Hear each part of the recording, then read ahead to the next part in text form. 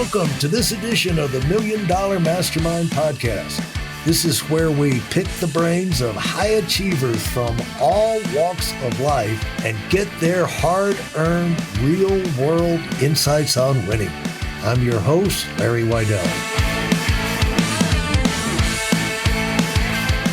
If we're looking back and we're saying Harry's going to write a book and about his life and lessons he's learned, and the first part of that, what are things you really did right?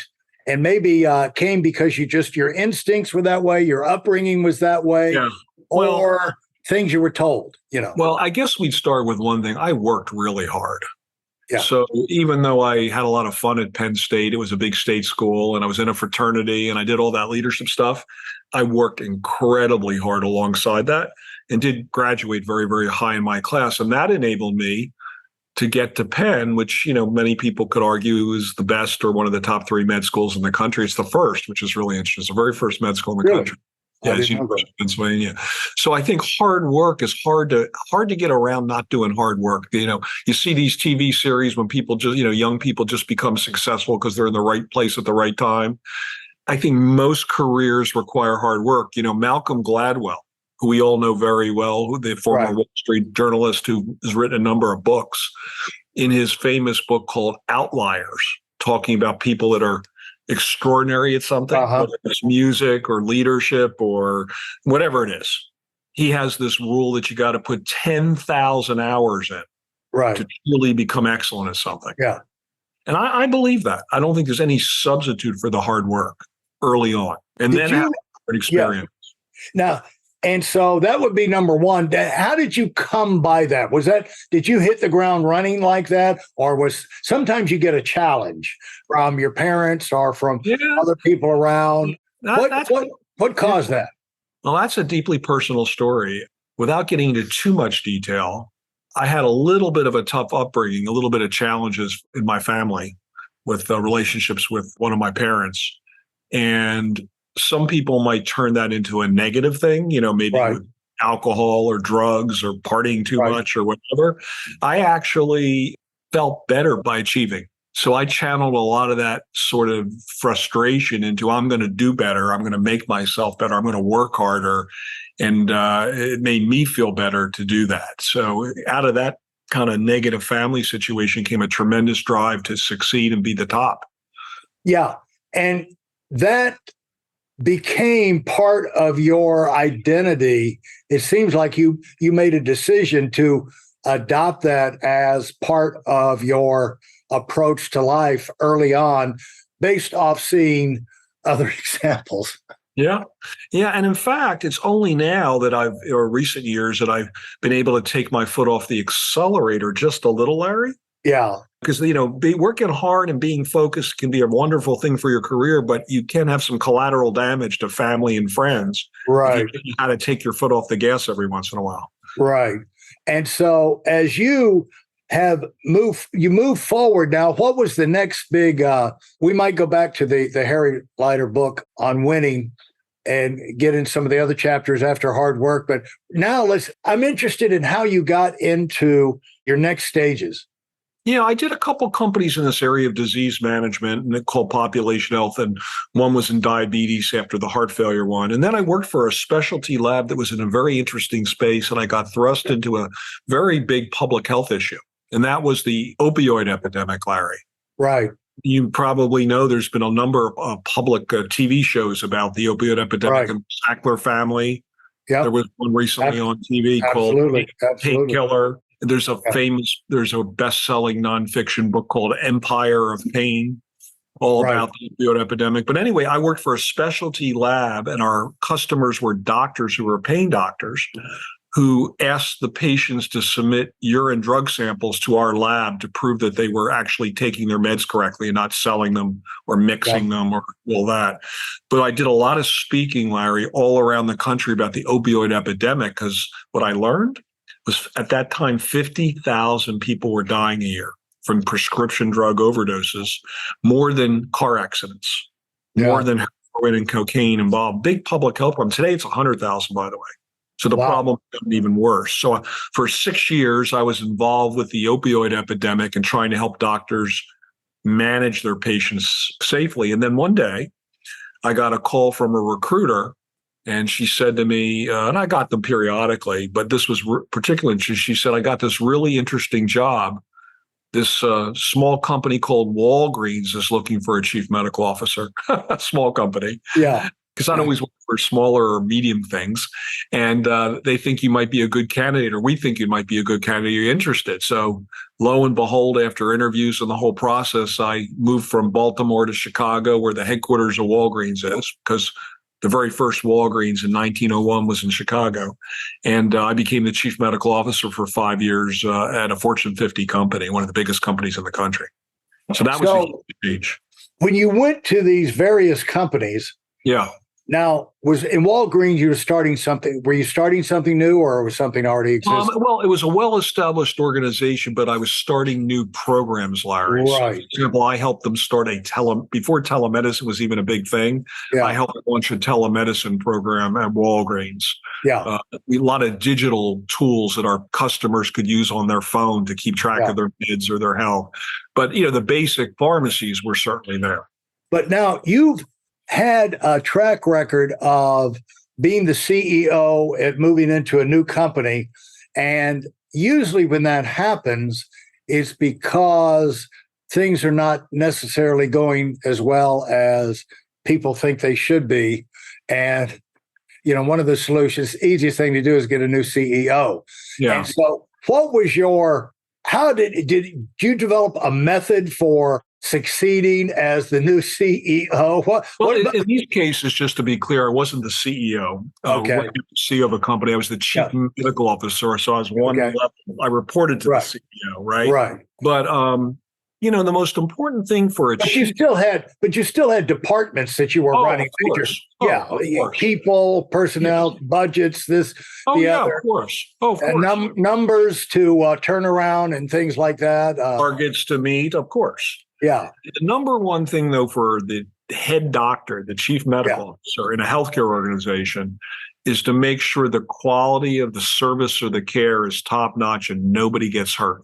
And your business there are business needs and business drivers that can sometimes push companies to do things that might be risky for patients. Yeah. And it's the job of the chief medical officer to be the one that says, no, we're not going to do that. So the great example of Walgreens, I have to be a little careful what I say because I do have a disclosure agreement with them. But while I was at Walgreens, I inherited, I don't know if we talked about it when I met you, Larry, but I inherited a little bit of the debacle of the Theranos relationship, the Elizabeth Holmes. I don't think we got into that, but that would. Yeah. So Walgreens. I think I would remember that. Was a partner with Theranos and invested $150 million. And as you know, Elizabeth is now in jail, as is her partner. So I was in the middle of all that, trying to clean that up while I was. Wow. Yeah. Wow. So that was challenging. And so, how do you go about that to turn things around? How do you go about that? That was probably the most challenging thing in my career because, one, I don't know how many of your listeners know the Theranos story. There's been multiple TV shows and books written. The Hulu series, The Dropout, is the latest one. But Theranos, which said they could do 200 lab tests with one drop of blood, had on their board people like George Shultz, the former Secretary of State, Henry Kissinger, James Mattis, the general. So people could not believe that there was any potential for them to be fraudulent. So it was very, very challenging to convince people that there could be a problem there. And so when you get in that situation, what's your latitude? What can you do? What can you not do? Well, I put together a small team to investigate the situation. It was engendered by me getting into my quality department, Larry, complaints from our customers saying I did a lab test at Walgreens. I supposedly was using the Theranos technology, and it said that I had a high prostate level, antigen level, which is a screening for cancer. I was worried I had cancer. I went to my doctor. They repeated it, and it was normal. And I got a bunch of those kind of complaints. And that's what started worrying me. And then I ended up calling up Theranos, never forgot it to this day. And I said, I want to speak to your lab director. And they sent me to somebody in New York. And I asked him what his background was. And he said he's a dermatologist. Can you imagine? So you have A dermatologist? The most controversial lab in the world, and Wow. their lab director, and it turned out was because the real lab director quit the week before, so they needed somebody quickly just to be on the masthead. So that tipped me off and started a year-long investigation. Their attorney, this is well known, it's all publicly known, was David Boies, who's one of the most famous defense in the world. He defended OJ among other people. Right. So at the end of the day, without getting into all the details, we started a year investigation and got data and eventually determined that they were fraudulent and pulled the plug right before Medicare shut them down. And so dealing with that's an unusual.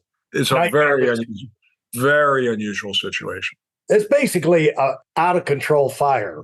Yeah, and you're just trying to put it out in any way you can, right? Most people will never have a situation like that in their career. But minimize the losses, things like that.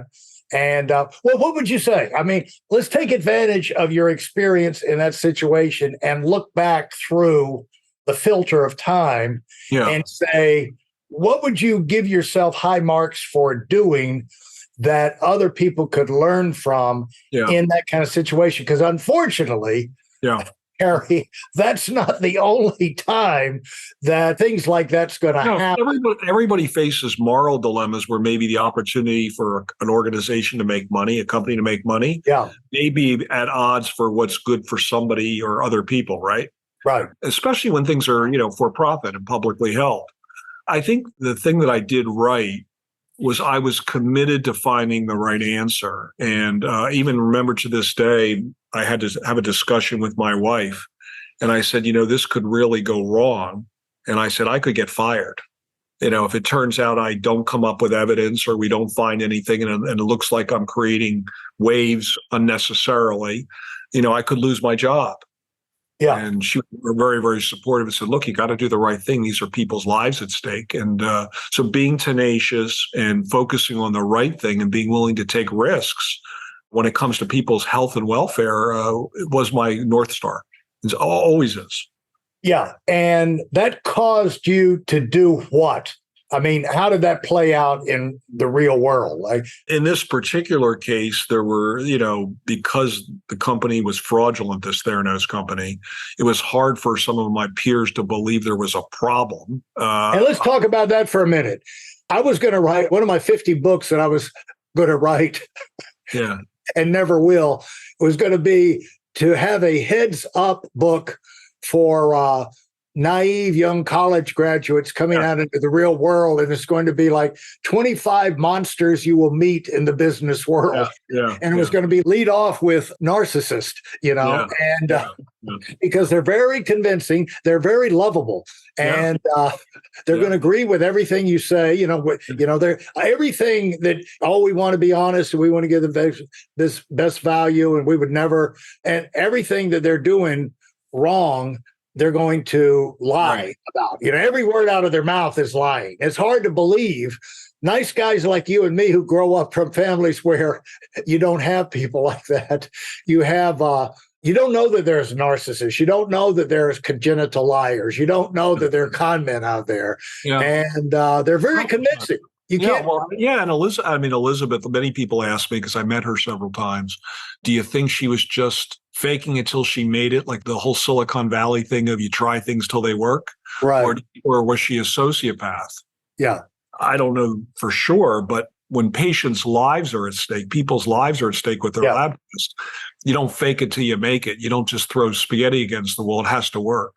Right. So I think for any leader, we're using a healthcare example, to have a core set of values that are really your cornerstone that you believe in: high quality work, teamwork, transparency, whatever it is, to have things that you really believe that even when there's pressure, that you can go back to time and time again as the way you function in the world is valuable. And you will lose some things. I mean, sometimes you will lose a job. I have been fired in my career. Yeah. And if you're fired for the right reasons, you walk away, you can leave with your head held. Right. Right. Thanks for listening to the Million Dollar Mastermind. If you felt there were any valuable takeaways from this episode, please take a minute and leave us a 5-star review. Your feedback is important and really helps us get the word out to a wider audience. Remember, we have a valuable webinar that is absolutely free. Register for it right now at weidelonwinning.com. Thanks for listening.